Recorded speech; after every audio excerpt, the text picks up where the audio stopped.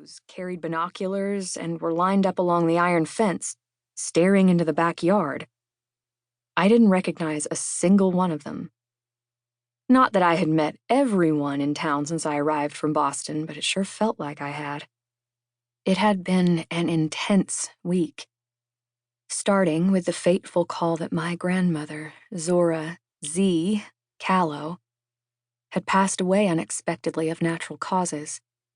I'd made a whirlwind trip down here to Wicklow, a rundown small town nestled deep in the mountain shadows of northeast Alabama, to make funeral plans and meet with Granny Zee's lawyer. I then went back to Boston to pack my few belongings and forfeit the room I'd been renting in a quaint old colonial only one T-stop away from UMass Boston, where I'd recently graduated. I'd loaded my car, mentally prepped myself for a 17-hour drive, and headed south.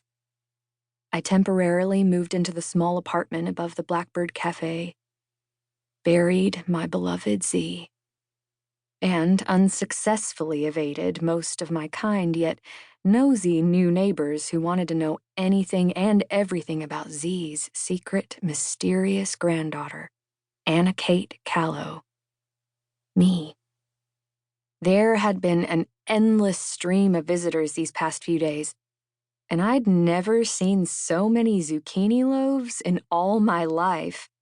Each neighbor had arrived with an aluminum foil-wrapped loaf, an anecdote about living in Wicklow, a long story about Zee and her cafe, and relentless queries about my age, my upbringing, my schooling, my mother's passing 4 years ago, and my father's identity.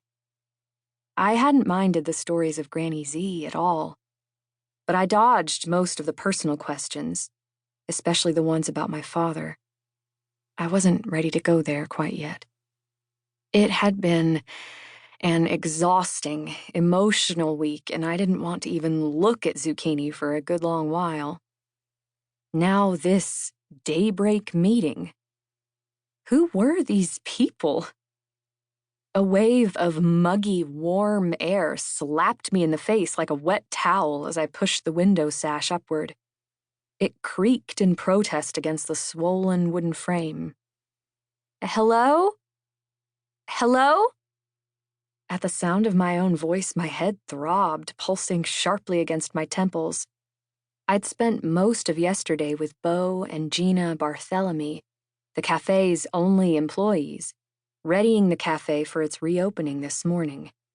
The energetic duo had given me a crash course in running the place, everything from ordering to inventory, tickets, and the point-of-sale system. I'd prepped dishes and familiarized myself with the menu and kitchen layout. The day had been nothing short of overwhelming, but Beau and Gina swore up and down that I'd catch on quickly enough.